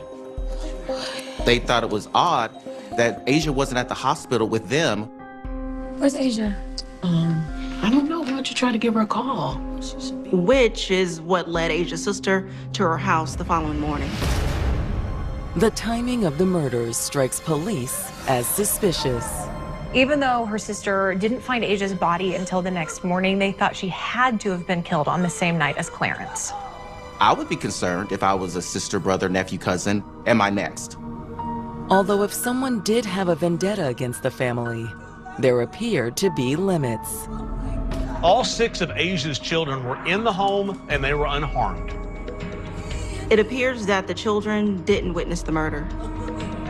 While Asia's sister arranges for family members to pick up the kids, detectives arrive to begin their examination of the crime scene, starting with Asia's body. Her body was mutilated. She had nearly 50 stab wounds. Stabbing someone to death is a very up-close and personal attack. This is likely a crime that was committed by someone who knew her personally. However, as they look over her injuries, detectives realize that the horrific stab wounds weren't all that Asia had endured. She had ligature marks on her neck, and there was a clothes iron on the floor nearby, leading detectives to suspect someone had used its cord in an attempt to strangle her. Looking around the bedroom, detectives find what appears to be another critical clue. The window screen was cut out. Could that be how the killer gained entry? Detectives aren't sure, but do believe it's how the killer fled the scene. Blood was on the drapes as a person was trying to escape out through that window. Detectives have no idea where the killer fled, but how is fairly obvious. Asia's car was gone. The killer had probably taken Asia's keys before fleeing the scene. So detectives issue a bolo for Asia's vehicle. Yeah, I need you to put out a bolo on Asia Wade's car. It is missing from the scene. Thank you. Then turn the crime scene over to the forensic team. Forensic techs found and photographed several bloody fingerprints around the bedroom. They also take samples of the blood for DNA analysis. During a knife attack like this, it's not uncommon for the assailant to accidentally cut themselves with the knife, leaving their DNA along with the victims. Before wrapping up at the scene, detectives speak to Asia's sister, hoping to learn more about her personal life. Whenever there's a crime like this committed, they're gonna look at the people that are closest to the victim. Do you know who could have been here? Did your sister have a boyfriend? According to her sister, Asia does have a boyfriend. D'Amico Duckworth. Does he live here? No, but he's around a lot. Could you give us his number?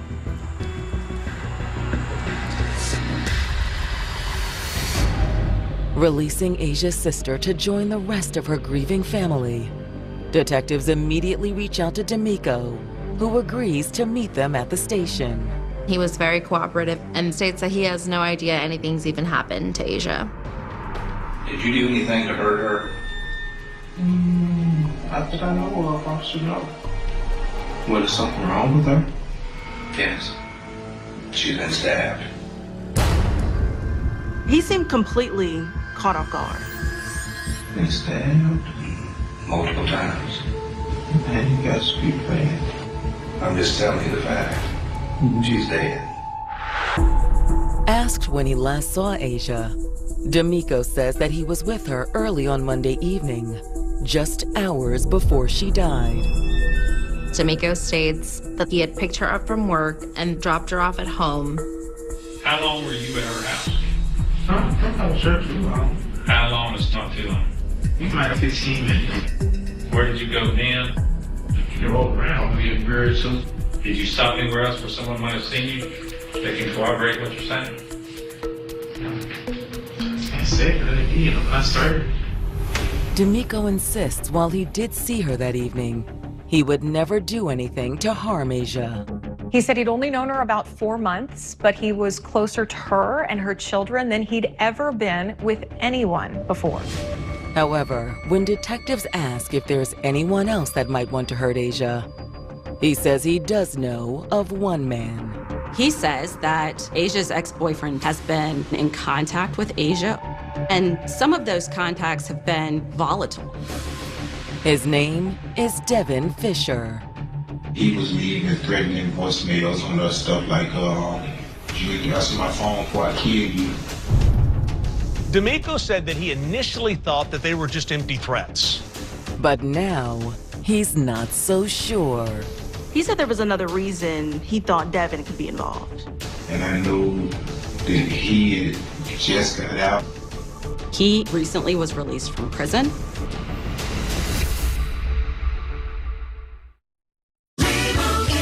After Asia Wade and her cousin Clarence Goins are killed within hours of each other, Nashville detectives suspect that the murders could be connected. When investigators found Asia, they could tell that whoever did this had a score that they were trying to settle. She'd been strangled and stabbed numerous times. And according to Asia's boyfriend, D'Amico Duckworth, there is someone who may have a score to settle with Asia. Her ex-boyfriend, Devin Fisher. D'Amico stated that Devin had threatened to kill Asia numerous times. He was like, you should call my phone or something before I kill you. I think you did. I was like, damn. He told us he like that. D'Amico points police squarely in the direction of Devin. He told detectives that Devin had just gotten out of prison and he was trying to rekindle his relationship with Asia. He said he would call her repeatedly and exhibit a lot of stalking behavior towards Asia. Based on D'Amico's statement, detectives look into his claims on Devin Fisher. Devin quickly becomes a person of interest for law enforcement. But when they pull the data from Asia's phone, there is no evidence that she had recently been in contact with her ex. Law enforcement subpoenaed Asia's phone records, and they were able to go through and see who she communicated with. Devin was not on there. The records gave them no reason to believe that he could have participated in this. Were they simply missing something? Before they can dig further into Devin, detectives get the call they've been waiting for. Homicide. They get a call from the hospital saying that Warren Nichols has come out of surgery and is able to speak to them. Warren was with Asia's cousin, Clarence, when he was killed. And their hope was that he would be able to identify the person that shot them. Law enforcement believes that these two murders are connected. When detectives speak with Warren at the hospital, he tells them all he knows about the incident that put him there. Warren told them that he and Clarence were outside Clarence's apartment when a man in a dark-colored hoodie approached them. Do you remember anything about the hoodie, anything on it? He was a black hoodie with sheep and nothing special. Although Warren does say that he immediately knew there was something off about him. The first thing that went through my mind, I turned around, he had the hoodie on. This was someone saying, he was thinking, why in the world does this guy have a hoodie on? It's the middle of the summer. See his face? He did not get a good look at the suspect. All Warren knows is that the man approached them and spoke to Clarence, whose street name was Murda. He said Murray got the top. He was asking them for cocaine. When neither of the men responded, that's when the suspect opened fire. You got any salt?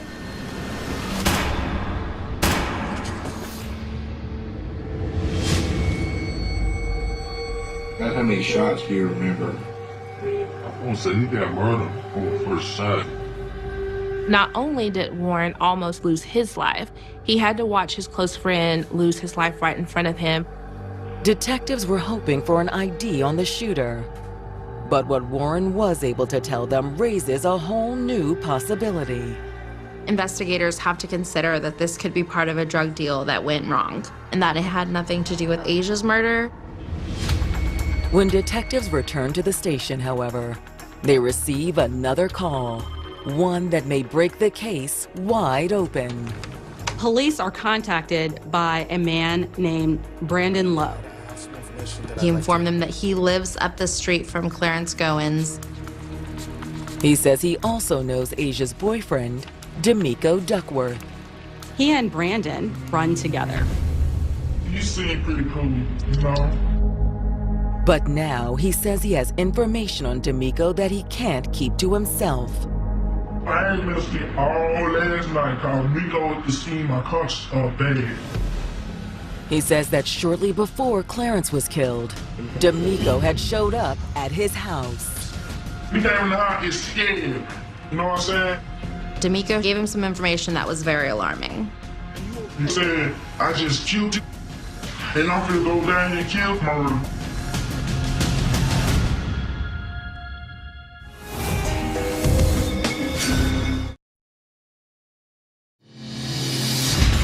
A friend of D'Amico Duckworth, named Brandon Lowe, claims that D'Amico confessed to killing his girlfriend, Asia Wade.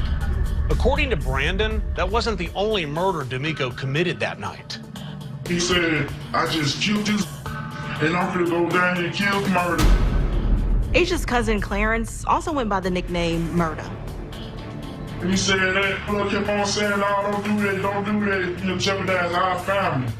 Brandon tried to talk D'Amico out of going through with his plan. But D'Amico didn't listen. Shortly after D'Amico left, Brandon heard gunshots down the road. He then knew that the worst had happened. Clarence and Warren had been shot. I'm like, man, why you killing this murder and they got right down into my house? The details of Brandon's story lined up with what Clarence's friend Warren told detectives about the shooting. What was he wearing? A black hoodie. And Brandon's sister Alexis can back up his claims. Brandon's sister Alexis, who was also present on that day, says she saw D'Amico arrive in Asia's car. Was he driving the car? Yeah, a red Mustang Honda with the black tinted windows. And so I he got out, threw the hood over his head, and he went in my mama's house. I'm like, man, something ain't right. Worried by D'Amico's behavior, Alexis says she followed him inside. She overheard the same conversation that her brother did. She heard D'Amico say that I just murdered my girlfriend, and now I'm on my way to kill Clarence. Did you see Miko leave? Yeah, after that, Miko walked on down the sidewalk. She sees D'Amico walk in the direction of Clarence's home. But that's not all Alexis claims she saw. Yeah, I saw a gun in his hand. She said that as D'Amico walked toward Clarence's house, he pulled out a gun. And moments later, she also heard the shots ring out. When I started hearing gunshots. If what Brandon and Alexis told detectives is true, D'Amico has confessed to killing both Asia and Clarence. Law enforcement's next question is, what is the motive? According to the Lows, D'Amico's motives are tied to a murder that occurred a month earlier. Their brother, Michael Johnson, had been murdered. He was a close friend to D'Amico. Michael Johnson was gunned down in the exact same spot where Clarence and Warren were shot. Alexis and Brandon tell detectives that their brother's death hit D'Amico hard. He started self-medicating, even doing cocaine. And every time he took powder, he get to acting stupid. He may have been in a state of paranoia. He wanted answers. He wanted someone to blame. And according to Brandon and Alexis, D'Amico had settled on Asia. D'Amico had heard rumors that some members of Asia's family might have been behind the murder of his friend Michael. Nobody was ever sure why he thought that because there wasn't any proof, but he was stuck on it. And he wanted revenge. He decided to take matters in his own hands. D'Amico had become extremely abusive towards Asia. He used to beat him. They believe that this is D'Amico's way of getting back for Michael's murder. Now, Michael's siblings believed D'Amico had taken his vengeance to the next level. If D'Amico thought Asia and her family were responsible for Michael's death, that would explain why he told Alexis and Brandon about the murders. He's letting them know that he's taking revenge out on these people on behalf of the family, because he probably thought that they were going to be grateful to him. Instead, they were horrified by what he'd done. They ended up doing the right thing and being the voice for the people that lost their lives. Digging into D'Amico's past, the detectives discover that he is no stranger to violent crime. He has charges which include drug offenses, aggravated robbery, rape, and a violation of parole. This was a person who had no problem using violence. But detectives will need more than the low statements and a lengthy criminal history to make an arrest. So police start to interview additional family members and friends.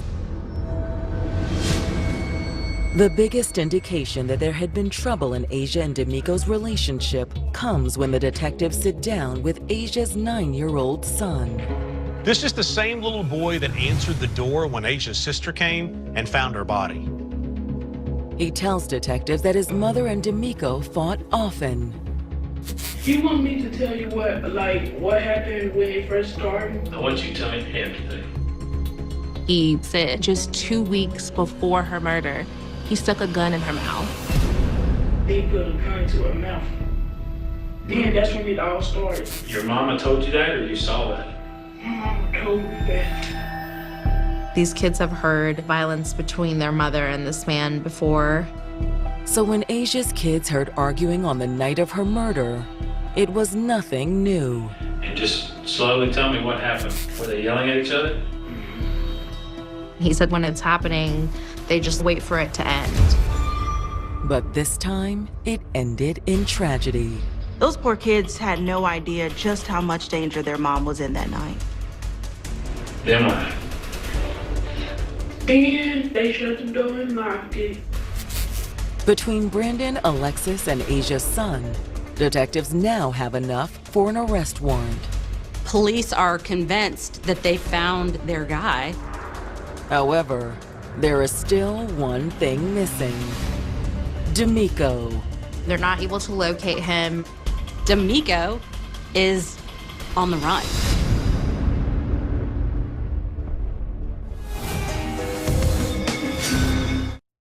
Detectives investigating the murders of Asia Wade and her cousin Clarence Goins are ready to arrest 30-year-old D'Amico Duckworth. There's just one problem. Now that you're ready to put the cuffs on him, you can't find him. D'Amico had either fled or was in hiding. He's probably realizing, I've told too many people, they're gonna figure it out, and so I need to get out of here. D'Amico's disappearance triggers an exhaustive search for the fugitive. Law enforcement agencies make every effort, including the Tennessee Bureau of Investigation offering a reward for information that would lead to his capture, and D'Amico being placed on the top 10 most wanted. Detectives also follow up with D'Amico's friends, Alexis and Brandon Lowe. You have any idea where D'Amico might have gone? He used to stay in Atlanta, and he had this female down there, but as far as that, that's it. Unless he went back to Arkansas. He need to be going to Forest City, Arkansas. The mom and them stayed in Forest City. for family members, the fear is that D'Amico might still be in Nashville. They feel very unsafe knowing that D'Amico has not been found. Maybe he wants to take the whole family out. But they refuse to be intimidated. Asia's family decides to move forward with a candlelight vigil to celebrate Asia and Clarence's lives. Yes, there may be a target on our family's back, but we're not gonna give him the satisfaction to say they won't be celebrated. We're still gonna honor them. We're still going to show up and celebrate the lives that they lived the way that they deserve to be honored. The vigil also allows the family to make a statement to the press and to D'Amico. They asked publicly for D'Amico to turn himself in. Whether from their pleas or from guilt, 1 week after the murders, D'Amico reaches out to the police in Atlanta, Georgia. He said he wanted to turn himself in. An arrangement is made for him to meet law enforcement agents at a local supermarket. And on July 26, 2010, 7 days after the murder of Asia Wade, police finally take D'Amico into custody. He does surrender without incident. With D'Amico in custody, the Nashville detectives drive down to Atlanta to conduct another interview. What we're here to discuss with you is a shooting that happened last Monday. Detectives started out by asking him about Clarence's murder. Clarence Goins was shot in the head. And then an associate that was next to him was shot in the leg. All right? And we've spoken to everybody over there, including witnesses, and they've implicated you in that shooting. D'Amico admits that he knew Clarence and that he'd been at Clarence's house on the night he died. I did go over that night. I asked him, did he have some cocaine? Did he have some salt? D'Amico shared with law enforcement that his only intention was to buy drugs from Clarence. But detectives suspect D'Amico had another motive. According to Brandon Lowe, D'Amico believed that Clarence had killed D'Amico's friend, Michael. Had he gone looking for payback? You think he was involved in Michael's murder? Honestly, Detective, I don't know who was involved in Michael's murder. But he did have suspicions. D'Amico shares with investigators that he believes Asia's family had something to do with Michael Johnson's death. I know those assumptions in the air that they had something to do with it. I was involved with one of their family members so I could see if something could see. It was like, it was understood they didn't like me, it was understood I didn't like them. But he says that changed after Michael Johnson was killed. All of a sudden, he wanted me to go out with him, want to get high with him, have drinks. He states that after Michael died, Asia's family completely changed the way that they approached him, that they were very welcoming and warm towards him. He almost felt as if they were trying to lure him into some sort of trap and felt like they were going to do something to him as well. So D'Amico says that when he approached Clarence outside his house that night, he was on high alert. I know through the streets they say he's real sneaky.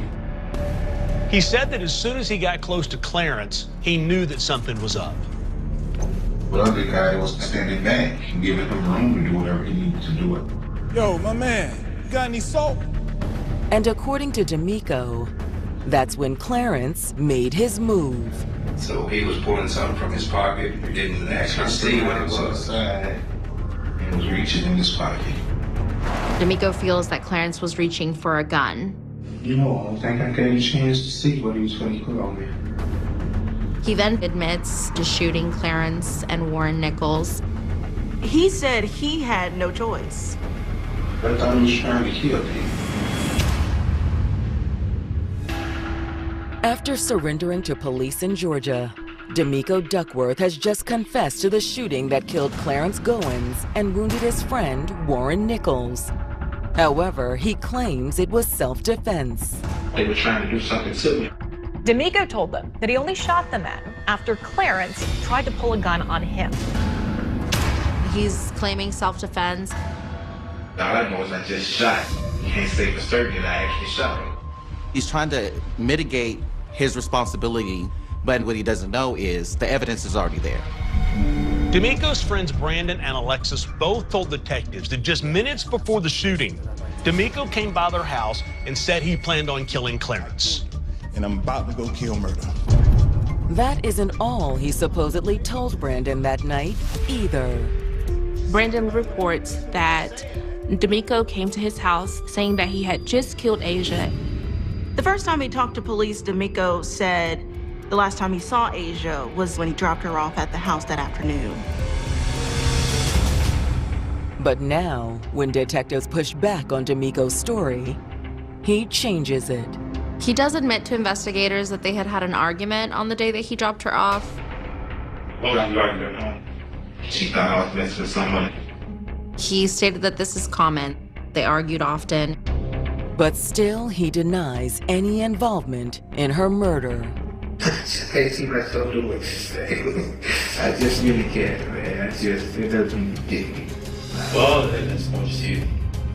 At this point, despite whatever he's going to say in this interview, they've got their guy. As D'Amico awaits extradition back to Tennessee, the crime lab finishes processing the evidence from Asia's bedroom, and the case against him becomes even stronger. The fingerprints found in Asia's bedroom matched D'Amico. There's 2 DNA types found in the blood samples, one belonging to the victim and one belonging to D'Amico. This is enough to prove without a doubt that D'Amico is Asia's killer. They can charge him with first-degree murder for Asia Wade. They can charge him for first-degree murder with Clarence 𝐔𝐋, and also attempted murder of Warren Nichols. They've got him. When D'Amico goes on trial in February of 2012, Asia's family fills the courtroom. Trial can be very difficult for the families of those that have been murdered because you have to put your grief on hold because you want to seek justice. You want to make sure that their voice is heard. According to the prosecution, the murder of D'Amico's friend, Michael Johnson, had launched a chain of events that led to Asia and Clarence's deaths. The prosecution argues that D'Amico's motivation was misplaced rage and retribution for the murder of his lifelong friend. Trauma in itself can cause a lot of rage, and when you incorporate drugs, that is extremely dangerous. If I'm using drugs to kill, causing me to potentially have paranoia, which allowed him to justify his actions. He wanted someone to pay for what was done to his friend. And in his drug-filled paranoia and rage, D'Amico decided that it was Asia and her cousin Clarence who had to die. Innocent people that had nothing to do with the pain that he was feeling, he wanted them to hurt. His vengeance came on the night of July 19th, 2010. According to the prosecution's theory, D'Amico had taken Asia home after work and confronted her with what he had convinced himself was the truth. Acting crazy all night. You know what you did. I didn't do anything. What's wrong with you? And D'Amico's mind was vengeance. It was rage.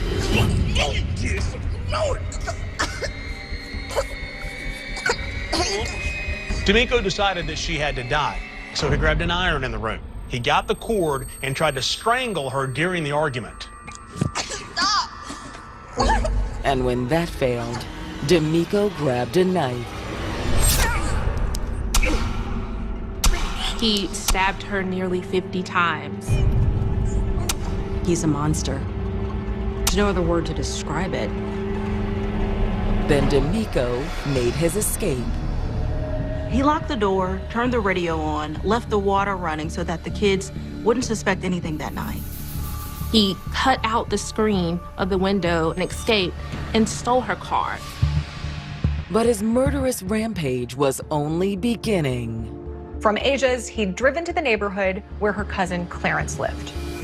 However, before going to Clarence's house, he stopped by Brandon's to brag about what he'd done. In his mind, he was doing everyone a favor, getting revenge for Michael's death. No, I killed her, and I'm about to go kill murder. Brandon Lowe testified that he tried to talk D'Amico out of killing Clarence. Whatever, man. Hey, hold up, T. But there was no reasoning with D'Amico. Yo, my man, you got any salt?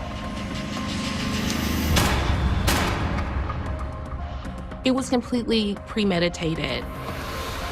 As far as D'Amico was concerned, Asia and Clarence had it coming. And according to the prosecution, there was no doubt D'Amico was responsible. D'Amico admitted to shooting Clarence and his friend Warren. He'd also left his bloody fingerprints and DNA in Asia's bedroom. The prosecution was able to gather an overwhelming amount of evidence. Would it all add up to a guilty verdict? You never know what a jury's gonna do. But in this case, they convicted him on all the charges. The testimony from the Lowe siblings, the forensic evidence found in Asia's bedroom, all of this was sufficient to find D'Amico guilty of all charges. The judge sentences D'Amico to 108 years in prison. 108 years is something I think the family can hold on to. I think they can wrap their arms around that, but nothing, not 108 years, not a life sentence, can take back the loss of this family. Justice will never fully be served because children are without a mother. The tragic loss of their mother is something they will struggle with all their lives. You're never gonna be the same. That becomes the subject of your nightmares. That's gonna replay over and over and over. As her children get older, they're going to question why their mother is not a part of their lives to see their beautiful moments, such as graduations and weddings. And the answer to that question is D'Amico. He took her life.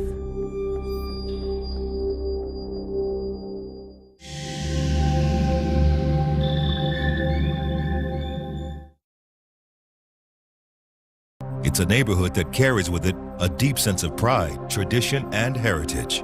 But in the 1980s, those same qualities gave Bensonhurst a reputation as a racist community, particularly toward African Americans.